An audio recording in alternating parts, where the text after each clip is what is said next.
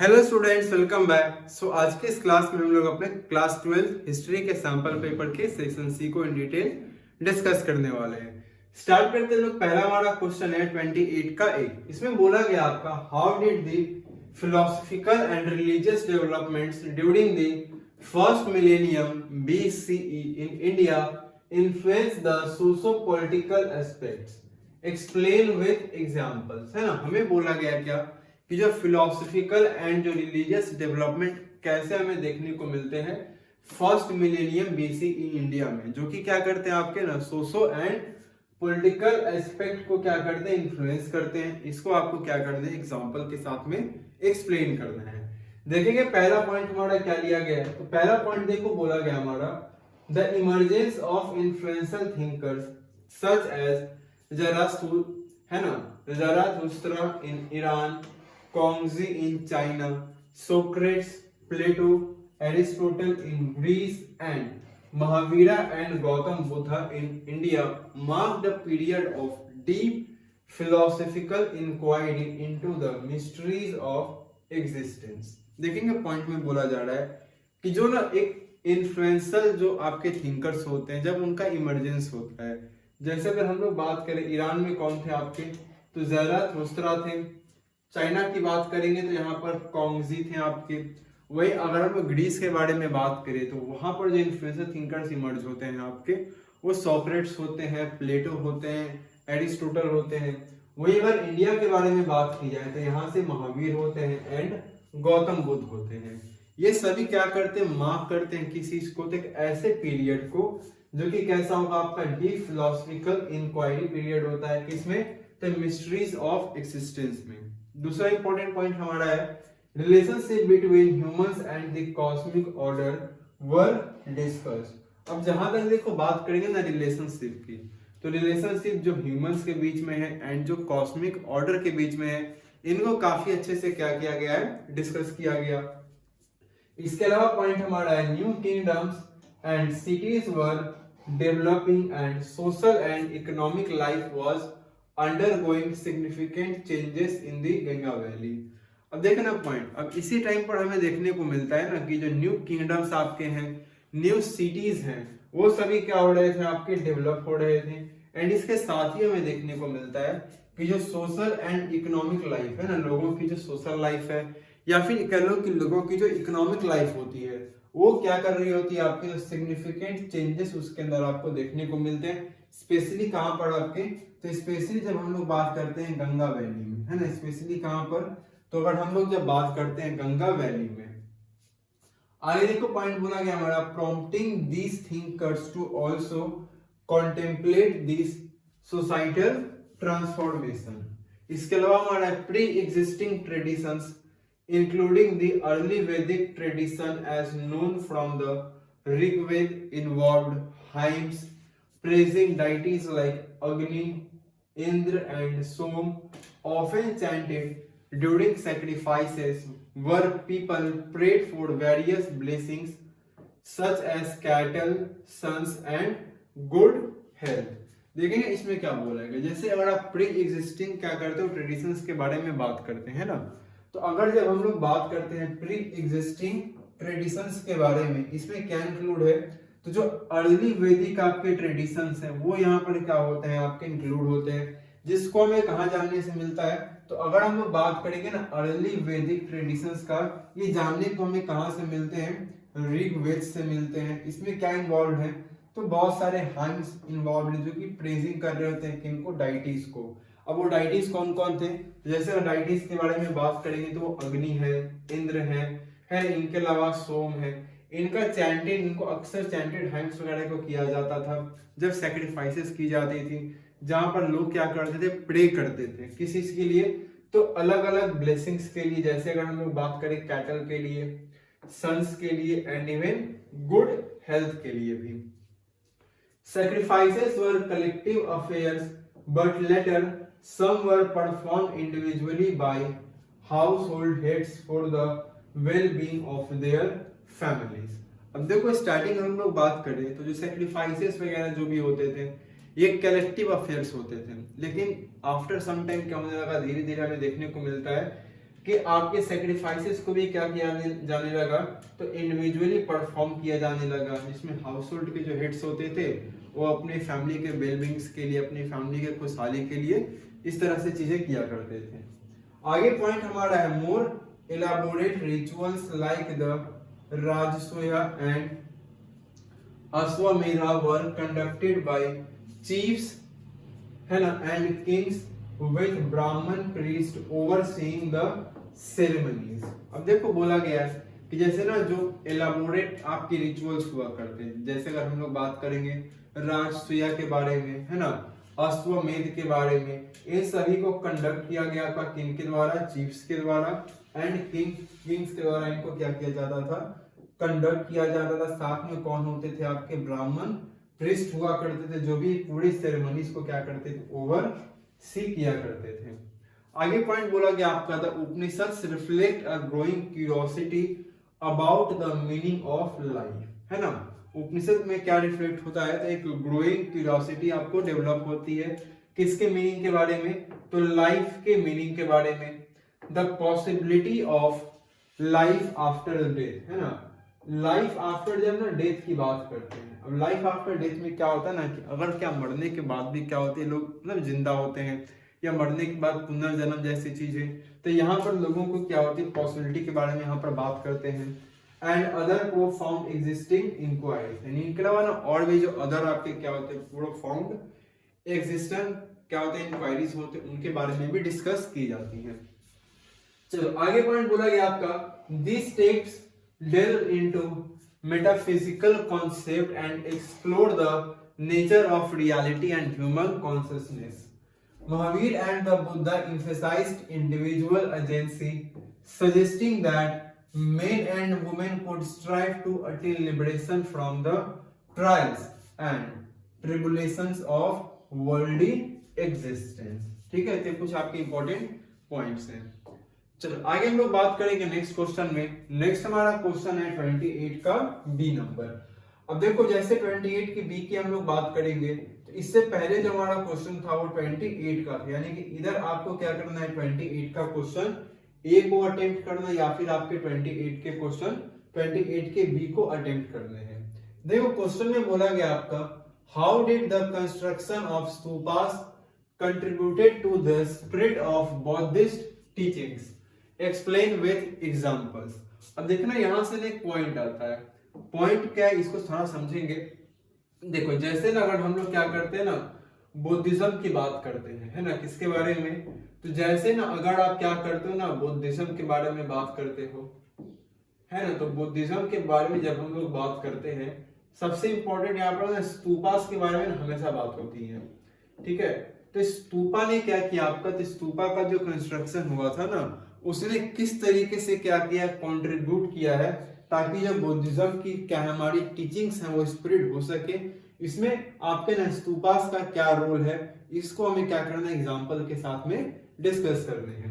चलो पहला पॉइंट देखते हैं क्या बोला गया आपका, stupas were constructed at sites considered sacred due to their association with the Buddha's life events or relics।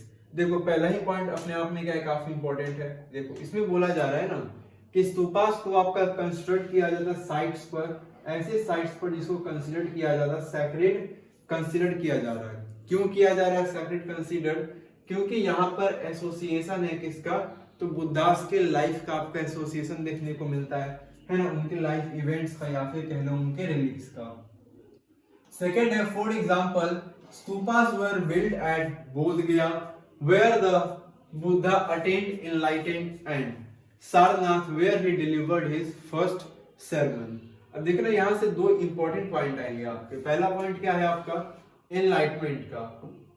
Enlightenment को क्या बोलते हैं, अगर हिंदी में हम लोग इसको बात करें तो ज्ञान प्राप्ति बोलते हैं, है ना। एनलाइटेड को क्या बोल देंगे हम लोग, ज्ञान प्राप्ति बोलते हैं। यानी कि ना गौतम बुद्धा को वो एनलाइटेड कहाँ पर हुए थे, उनको ज्ञान की प्राप्ति कहाँ पर हुई थी, तो वो हुई थी उनको बोध गया में, वहां पर भी एक स्तूप आपका बिल्ड है। इसके अलावा ना ज्ञान प्राप्ति के बाद उन्होंने अपना पहला क्या दिया था, प्रवचन टाइप का, लेक्चर टाइप बोल सकते हो आप, है ना, वो कहां पर दिया था, तो वो सारनाथ में दिया था, है ना, कहां पर, सारनाथ में। तो वहां पर भी आपको स्तूपास देखने को मिलते हैं। These sacred sites become center of pilgrimage for Buddhist, drawing devotees from distant regions।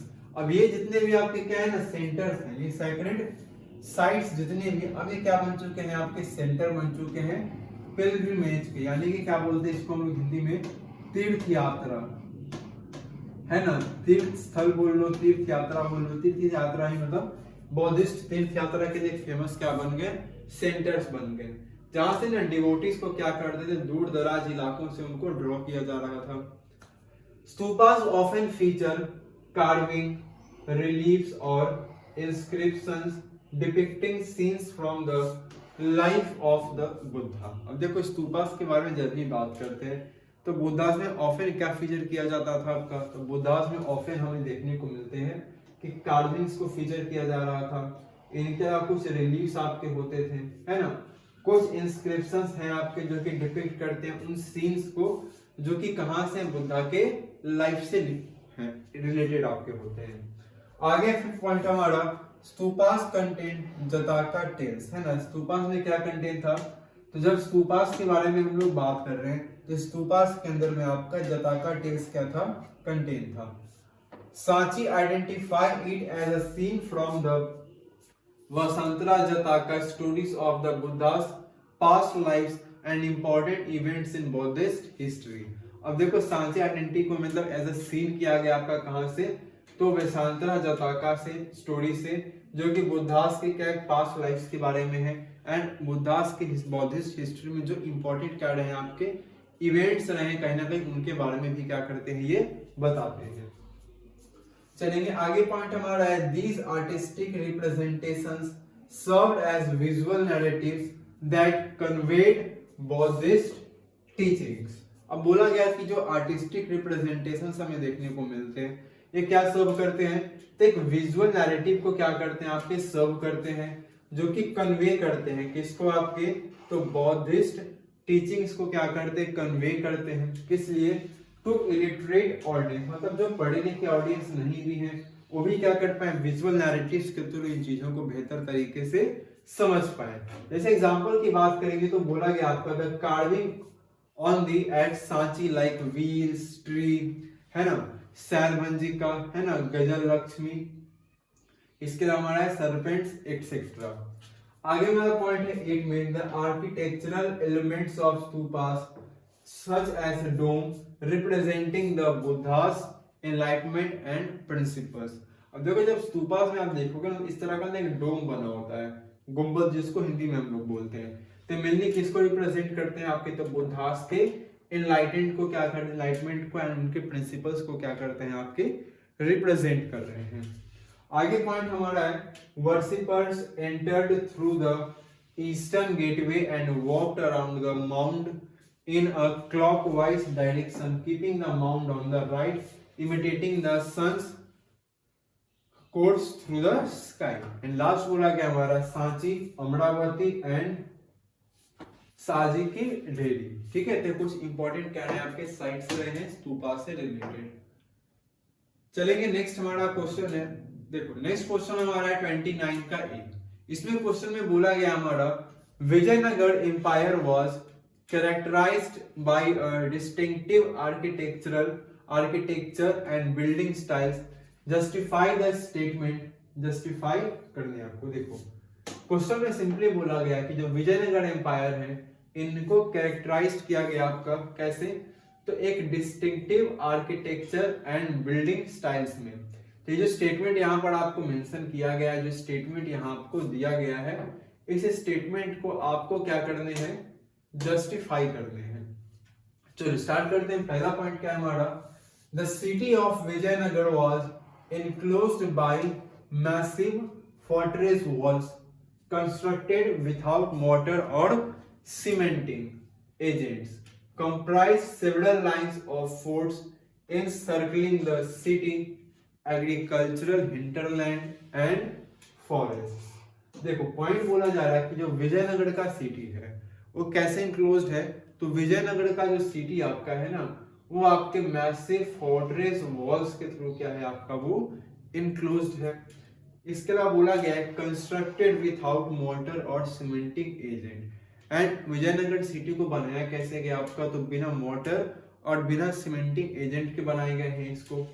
Comprised several lines of forts, है ना, कंप्राइज किया गया आपका फोर्ट्स के सेवरल लाइन को, जो कि इनसर्कल करते हैं आपके किसको, पूरे सिटी को।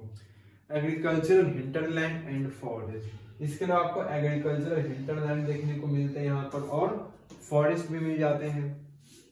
चलो आगे बोला कि हमारा Hiriya canal built by the kings of the Sangama dynasty drew water from a dam across the Tugandhra river and irrigated the cultivated valley, separating the sacred center from the urban core। अब देखो यहाँ पर एक इंपॉर्टेंट मेंशन पॉइंट किया गया आपका Hiriya canal के बारे में।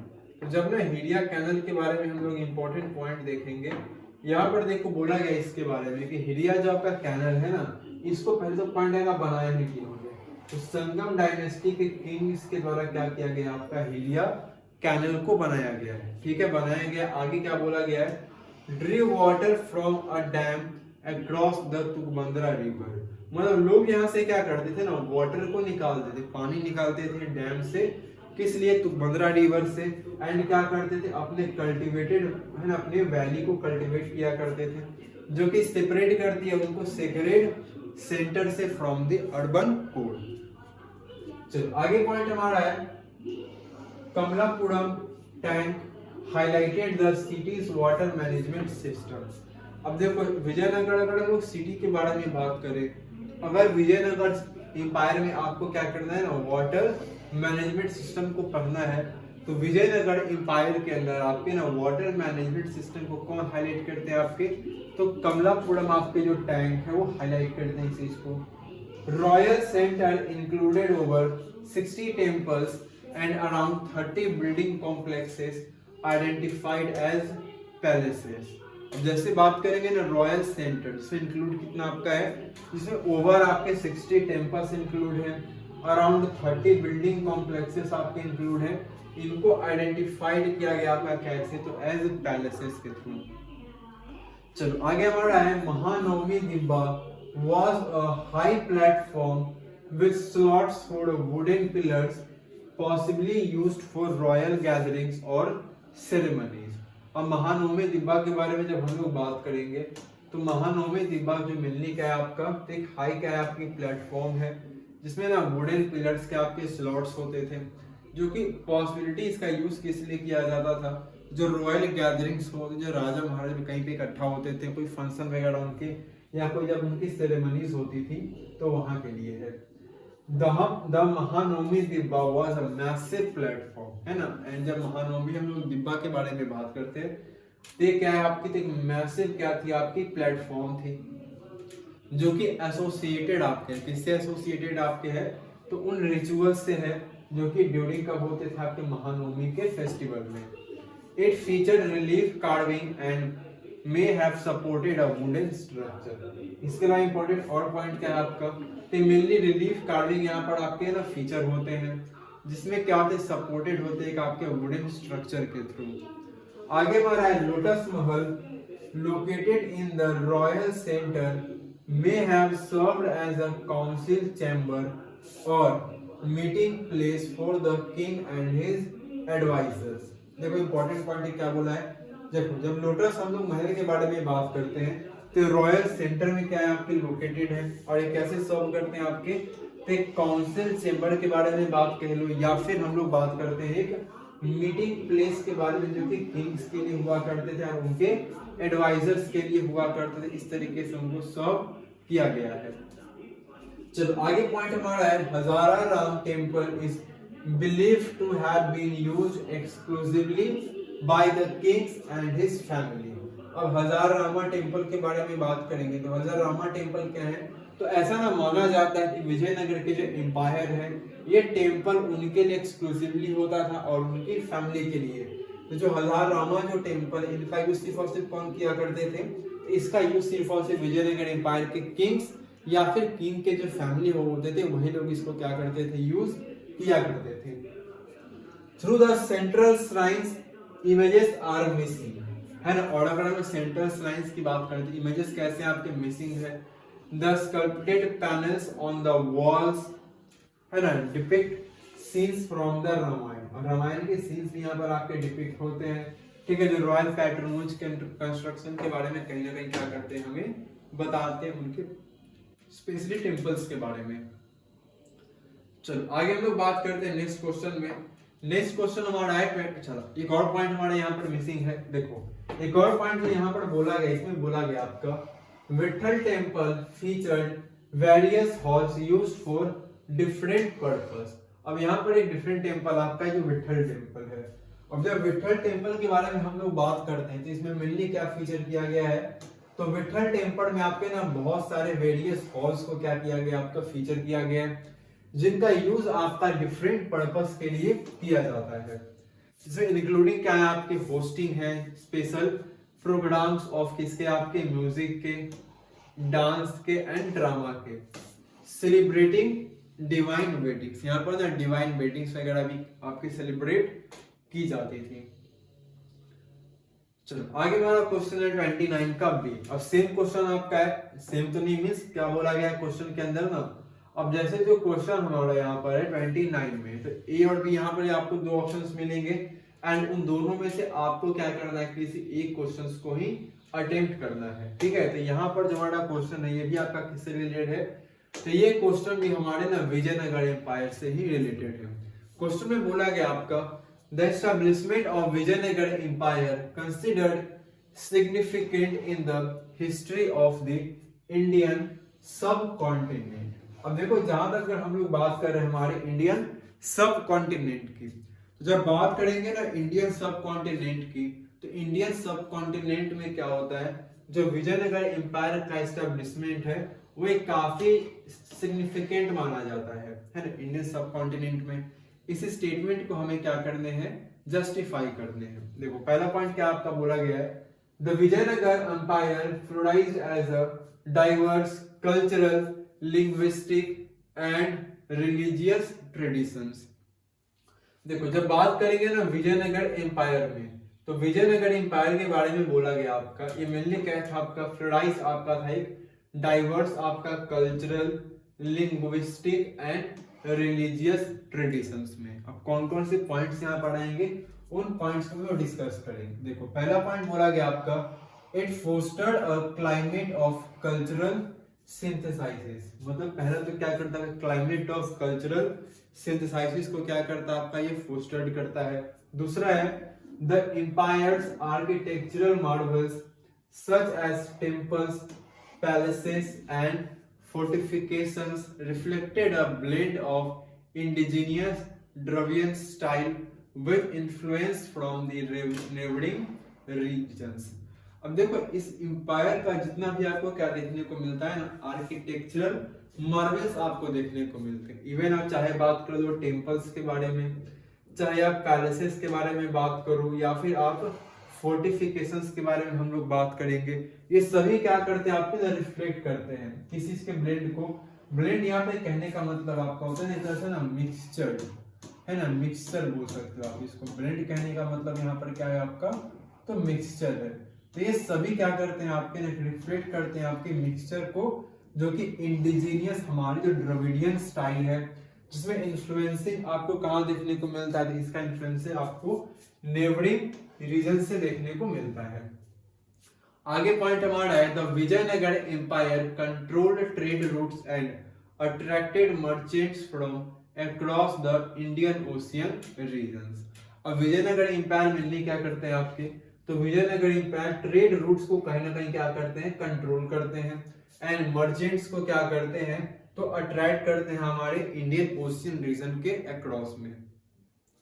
आगे फिर पॉइंट हमारा, it's strategic location facilitate trade with Arab, Persian, European merchants, contributing to its economic prosperity।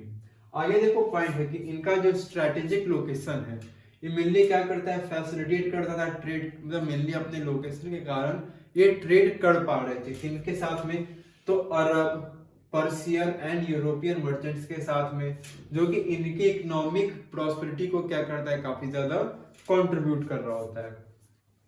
चलो आगे हमारा पॉइंट है the empire's control over vital trade routes and access to precious commodities such as horses, spices, textiles and precious stones, है ना। देखो next point में बोला गया एम्पायर का जो हमें कंट्रोल देखने को मिलता है, एक वाइटल मतलब ना काफी इंपॉर्टेंट आपका ट्रेड रूट्स पर, जिसके थ्रू क्या होता है, इनका एक्सेस होता है प्रीशियस कमोडिटीज के ऊपर। जैसे अगर हम लोग बात करते हैं, इसमें आपके हॉर्सेस इंक्लूड हैं, स्पाइसेस हो गए आपके, टेक्सटाइल्स हैं, या फिर आपके जो प्रीशियस स्टोन्स होते हैं।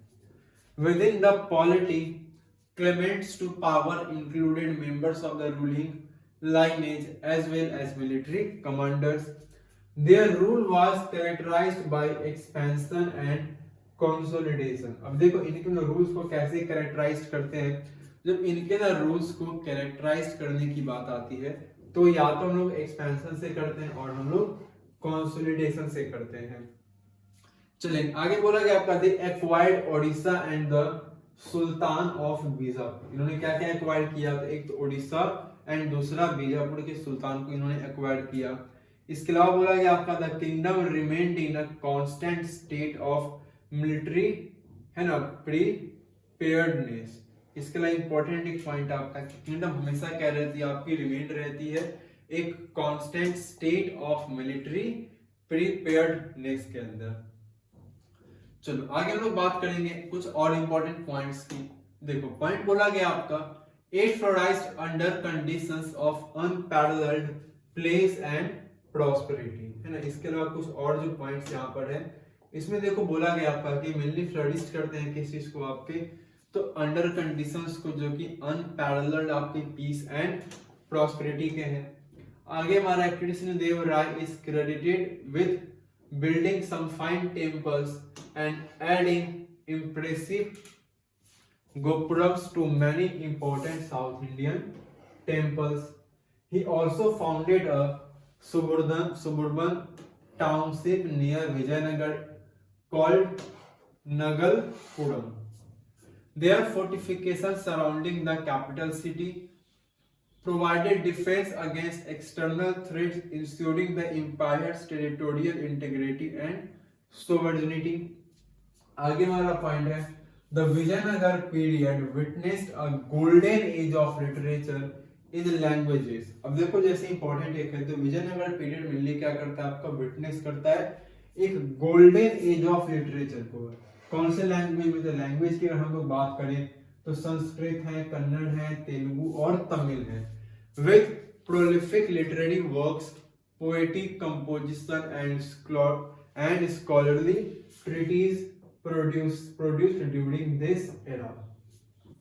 Urban core with well-planned layouts, extensive irrigation networks.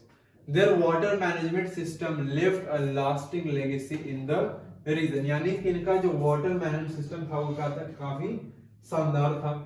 Rayas and Nayaks, their political innovations, the empire's architectural achievements like Royal Center, Mahanami Dibba, etc. And last आपका है their temple architecture, है ना, Virupaksha, Vitthal and हजाराम temples. तो ये कुछ important क्या हमारे points हैं। चलो आगे हम लोग बढ़ेंगे। नेक्स्ट हमारा पॉइंट बोला जा रहा है, नेक्स्ट हमारा है क्वेश्चन नंबर 30 का ए। अब देखो 30 के ए क्वेश्चन में क्या बोला गया है, तो क्वेश्चन 30 के ए में बोला गया आपका how did the constitute assembly address the issue of social justice particularly concerning the rights of the people, explain. देखो क्वेश्चन में बोला गया है कि जो हमारी क्या है कॉन्स्टिट्यूट असेंबली थी, है ना, यानी कि जो हमारी संविधान सभा थी, जो हमारी कॉन्स्टिट्यूट असेंबली थी, इन्होंने क्या किया है, तो जो इश्यूज थे कुछ, जैसे अगर सोशल जस्टिस के इशू के बारे में बात करें, जो कि पर्टिकुलरली क्या थे हमारे कंसर्निंग थे, किसके थे, राइट्स, पीपल के राइट से कंसर्निंग थे आपके। तो इन चीजों को ना किस तरह से इन इश्यूज को आपके यहाँ एड्रेस वगैरह किया गया है, इन्हीं स्टेटमेंट को हमें क्या करना है, इन डिटेल समझना है। देखो पहला पॉइंट क्या है हमारा, different demands were made by the members of the constitute assembly concerning the rights of the people. अब देखो जब राइट्स ऑफ पीपल के बारे में बात करें, जब राइट्स ऑफ पीपल के बारे में आपकी बात आती है तो कॉन्स्टिट्यूट असेंबली के जो मेंबर्स थे उनका डिफरेंट अलग अलग उनकी क्या थी, डिमांड थी। वहीं पर क्या आता है, this demands ideas opinions were debated discussed and conflicting idea were reconciled and then consensus was made to take collective decision। देखो अब इनके जो डिमांड्स थे, इनके जो आइडियाज थे, इनका जो ओपिनियंस था, इन सभी को क्या किया गया, डिबेट किया गया है ना, डिस्कस्ड किया गया। तो कुछ कॉन्फ्लिक्टिंग आइडिया जो थे इनको रिकंसाइल्ड किया गया एंड एक कॉन्सेंसस क्या किया गया, बनाया गया ताकि कलेक्टिव एक डिसीजन मिलकर के सभी लोग क्या कर सकें, ले सकें।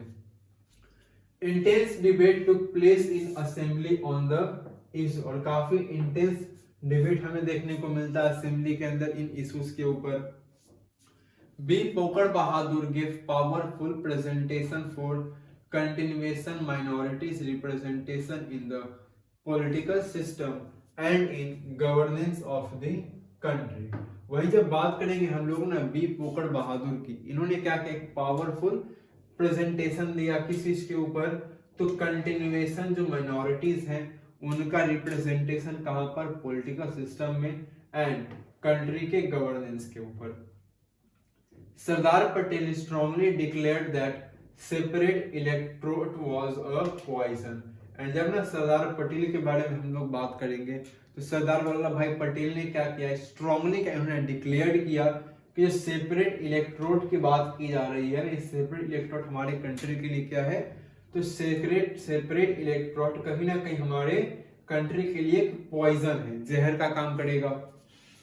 जीवी Pant said that all should emphasize with aspiration of people. GV Pant ने बोला कि हम सभी को क्या चाहिए, तो एम्फसाइज करना चाहिए लोगों की जो एस्पिरेशन है, लोगों की जो महत्वाकांक्षाएं हैं।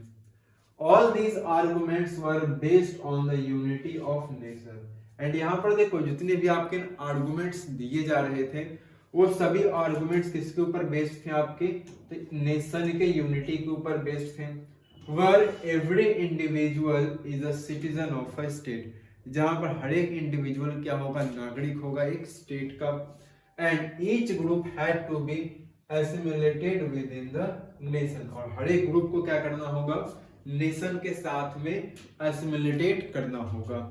The constitution will grant citizenship and rights and in return citizens had to offer their loyalty to the state. एंड आगे बोला गया जब ना कॉन्स्टिट्यूशन के बारे में बात करेंगे तो कॉन्स्टिट्यूशन क्या करते हैं, लोगों को सिटीजनशिप ग्रांट करते हैं, लोगों को राइट्स ग्रांट करते हैं एंड रिटर्न में सिटीजन्स को क्या करना होता है, तो ऑफर करना होता है अपनी लॉयल्टी, मतलब अपनी लॉयल्टी क्या करेंगे, स्टेट को कहीं ना कहीं ऑफर करेंगे इसके बदले।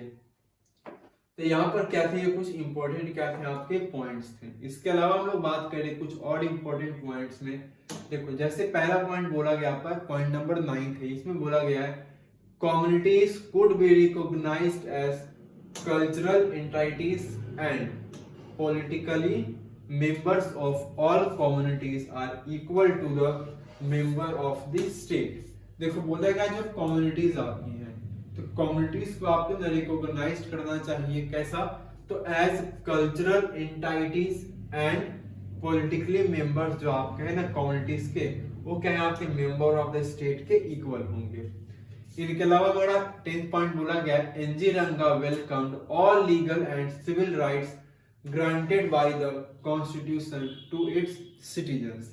देखो यहीं से इंपॉर्टेंट पॉइंट है, क्या बोला गया ना कि जब बात हम लोग कर रहे हैं एनजी रंगा की, तो एनजी रंगा ने क्या किया, तो जितने भी आपके लीगल या फिर आप कह लो सिविल राइट्स थे जो कि हमारे कॉन्स्टिट्यूशन के द्वारा ग्रांट किए गए हैं, एनजी रंगा ने उनका बहुत अच्छे से क्या किया, वेलकम किया। लेकिन बोला गया but said these rights can only be enjoyed, मतलब बोला ठीक है राइट्स तो आप दे रहे हो लेकिन इन राइट्स को एंजॉय तभी किया जा सकता है व्हेन सुटेबल कंडीशंस और अपॉर्चुनिटीज आर प्रोवाइडेड। मतलब देखो इन्होंने बोला कि ठीक है आप लीगल राइट दे रहे हो, आप सिविल राइट्स दे रहे हो जो हमारे कॉन्स्टिट्यूशन ने सिटीजन्स को ग्रांट किया है, यहाँ तक तो ठीक है, लेकिन इन राइट्स को लोग एंजॉय तभी कर पाएंगे जब आप उनके लिए एक सुटेबल कंडीशंस क्या करोगे या फिर सुटेबल अपॉर्चुनिटी जब आप उनके लिए प्रोवाइड करोगे भैया, तभी वो अपने राइट्स को क्या कर पाएंगे, एंजॉय कर पाएंगे। एजी रंगा also talked about huge gap between the masses of India and their representatives in the assembly। इनके अलावा हम जब बात करें रंगा ने क्या किया, बात किया किसके ऊपर, तो इसके अलावा ना एजी रंगा ने ना बात करते हैं वो कुछ ऐसे चीजों के ऊपर जो कि ह्यूज गैप आपको देखने को मिलता है इंडिया के मासेस के ऊपर एंड जो असेंबली के अंदर उनका रिप्रेजेंटेशन है उसके ऊपर। इनके अलावा हमारे हैं Jaipal Singh, a representative tribal, means अगर जयपाल सिंह के बारे में बात करें तो ट्राइबल क्या थे, एक रिप्रेजेंटेटिव थे। इन्होंने क्या किया, spoke about the need to protect the tribes. इन्होंने बोला कि देखो भैया हमें ट्राइब्स को बचाने की क्या है, काफी ज्यादा जरूरत है, and to make provisions that would help them come to the level of the general population. और हमें कुछ ऐसे प्रोविजंस करने होंगे जिससे क्या हो सके जो ट्राइबल पीपल हैं वो जनरल पॉपुलेशन के लेवल के बराबर में आ सकते हैं। तो ये कुछ आपके पॉइंट्स थे इस क्वेश्चन के रिगार्डिंग। चलो आगे हम लोग बात करेंगे नेक्स्ट क्वेश्चन में। देखो नेक्स्ट हमारा क्वेश्चन है क्वेश्चन नंबर 30 और ये 30 का बी क्वेश्चन है। देखो इस क्वेश्चन में बोला गया हमारा क्या है, explain the distribution of powers between the centre and the state as debated in the Constituent Assembly, highlighting different viewpoints and concerns। ठीक है, अब ये देखो ये काफी इंपॉर्टेंट, ये क्या होता है आपका क्वेश्चन यहाँ से बनता है। इस क्वेश्चन के बारे में ना जब बात करें, देखो पहले समझते हैं क्वेश्चन में बोला क्या गया है। तो क्वेश्चन में बोला गया ना कि जो डिस्ट्रीब्यूशन ऑफ पावर आपको देखने को मिलता है ना, पावर का जो डिस्ट्रीब्यूशन आपको देखने को मिलता है सेंटर एंड स्टेट के बीच में। ठीक है, तो ये डिस्ट्रीब्यूशन जो आपका है पावर का सेंटर और स्टेट के बीच में, इसको डिबेट किया गया। कहां पर डिबेट किया गया, तो इन चीजों को डिबेट किया गया हमारे कॉन्स्टिट्यूट असेंबली के अंदर में। तो यहां से आपको क्या करना, हाईलाइटिंग करना है different view points and concerns को। तो सेंटर स्टेट रिलेशन पर लोगों के अलग अलग डिफरेंट व्यू पॉइंट्स और कंसर्न्स क्या रहे हैं, इन चीजों को हमें क्या करना है, यहाँ पर डिस्कस करना है। चलो पहला पॉइंट हम लोग बात करते हैं, बोला गया आपका issue of division of power of the government and the of at the centre and state level were intensely debated. देखो सबसे पहले हम लोग बात करेंगे ना जो इशू आपका है किस चीज का, जो डिवीजन ऑफ पावर की बात कर रहे हैं। ठीक है ना, जब डिवीजन ऑफ पावर का जो आपका इशू है गवर्नमेंट के बीच में, कहां पर, तो एट अगर हम लोग बात करें सेंटर पर या फिर स्टेट लेवल पर, इसको इंटेंसली क्या किया गया हमारे कॉन्स्टिट्यूशन असेंबली के अंदर डिस्कस किया गया। इसके अलावा draft constitution provided 3 list of subject, है ना। अब हमारे जो कॉन्स्टिट्यूशन का ड्राफ्ट था उसने क्या किया, 3 अलग अलग लिस्ट ऑफ सब्जेक्ट उन्होंने क्या किया, प्रोवाइड किया। पहला हमारा यूनियन लिस्ट, जिसके अंदर काम कौन करेगी, आपकी union government can make laws on it. अब अगर देखो सिंपली मैं आपको बताऊं तो जब लिस्ट की हम लोग बात करते हैं ना, तो लिस्ट हमारे 3 हैं। पहला लिस्ट हमारा यूनियन लिस्ट। अब जहां बात आती है आपके ना यूनियन लिस्ट की, तो यूनियन लिस्ट में कुछ ऐसे सब्जेक्ट्स को रखा गया है जिसके ऊपर लॉ कौन बनाएंगी, हमारी तो यूनियन गवर्नमेंट, यानी कि कह लो आप सेंट्रल गवर्नमेंट। दूसरा हमारा है ना स्टेट लिस्ट। अब जब स्टेट लिस्ट की बात आती है तो स्टेट गवर्नमेंट क्या करेगी, इनके ऊपर लॉस को बनाएगी। एंड तीसरा हमारा है कंकरेंट लिस्ट। इसमें हमारी जो यूनियन गवर्नमेंट है, मींस हमारी जो सेंट्रल गवर्नमेंट है और जो हमारी स्टेट गवर्नमेंट है, can make laws on listed items. तो कुछ लिस्टेड आइटम्स हैं, इन्हीं के ऊपर लॉ कौन बनाएंगे, हमारी सेंट्रल गवर्नमेंट भी और हमारी स्टेट गवर्नमेंट भी। More items are listed in union list. लेकिन अगर लिस्टिंग की बात करेंगे तो सबसे ज्यादा आइटम्स को या सब्जेक्ट्स को कहां पर आपके लिस्ट किया गया है, तो सबसे ज्यादा जो आपके क्या कंसर्न्स है, सबसे ज्यादा आपके जो टॉपिक्स हैं या आप आइटम्स कह लो, लिस्ट कह लो, वो कहां पर आपके यूनियन लिस्ट के अंदर है। In India, union government is made more powerful so that it can ensure peace, security, and can coordinate on the matter of vital interest and to speak for the whole country in the international sphere. अब India की जब हम लोग बात कर रहे हैं तो इंडिया के अंदर हमें देखने को मिलता है कि यूनियन गवर्नमेंट है, इसको क्या बनाया गया है, तो यूनियन गवर्नमेंट को हमारी ज्यादा पावरफुल बनाया गया है ताकि वो पीस को, शांति को क्या कर सके, बनाए रख सके, सिक्योरिटी कंसर्न के बारे में ज्यादा वो बेहतर तरीके से काम कर पाए एंड जो कोऑर्डिनेट कर पाए जो काफी वाइटल आपके इंटरेस्ट हैं और एक इंटरनेशनल स्फीयर में हमारी कंट्री को, पूरी कंट्री को क्या कर सके, वो रिप्रेजेंट भी कर सके। चलो आगे हमारा पॉइंट एक है के Santnam said relocation of power was necessary not only to strengthen the state but also the center। अब देखो के संतनाम ने क्या बोला कि बोला देखो जो रिलोकेशन ऑफ पावर का है ना, ये बहुत ज्यादा क्या हमारे लिए नेसेसरी है, नॉट सिर्फ इवन हमारे स्टेट को स्ट्रेंथन करने के लिए, मजबूत करने के लिए, बल्कि इससे क्या होगा जो हमारी स्टेट है, हमारे जो सेंटर है वो भी क्या होगी, काफी ज्यादा मजबूत बनेगी। चलो आगे हमारा पॉइंट है he said if center is overburdened with the responsibilities it could not function properly। उन्होंने एक पॉइंट बोला कि अगर क्या होता है ना कि अगर हमारे जो सेंटर है अगर वो ओवरबर्डन हो जाए रिस्पॉन्सिबिलिटी से तो क्या होगा, वो प्रॉपरली फंक्शन नहीं कर पाएगी। So it is important that some powers to the state should be transferred. इसलिए यही जरूरी है कि कुछ पावर्स हम लोग क्या करें, तो कुछ पावर्स हम लोग स्टेट को भी क्या कर दें, ट्रांसफर कर दें। He said states should be given appropriate physical provisions so that they can work independently and they do not need to depend on center for even nominal expenditure। चलो आगे पॉइंट हमारा बोला गया है the need of strong government had been further reinforced by the events of partition। अब जैसे कि आपको पता है ना कि हमें इंडिपेंडेंस तो मिला, लेकिन इंडिपेंडेंस के साथ ही क्या होता है, हमारी कंट्री का पार्टीशन भी होता है। तो जो एक स्ट्रॉन्ग क्या थी, गवर्नमेंट की नीड थी, क्योंकि फर्दर हमने रिइंफोर्स किया किस इवेंट्स के बाद में, तो पार्टीशन के इवेंट के बाद में। Many leaders like Jawaharlal Nehru, B R. Ambedkar है ना, Gopala Swami Ayyangar etcetera advocated for strong centre. Balkrishna Sharma a member from the United Province है ना, इसको हिंदी में ना संयुक्त प्रांत बोलते हैं, ठीक है ना। कौन था आपका, यूनाइटेड प्रोविंस है, इसको हिंदी में हम लोग क्या बोलते हैं, संयुक्त प्रांत बोलते हैं, जो कि करेंटली अगर आप बात करोगे तो उत्तर प्रदेश का आपका एरिया है ये, है ना, यूपी का।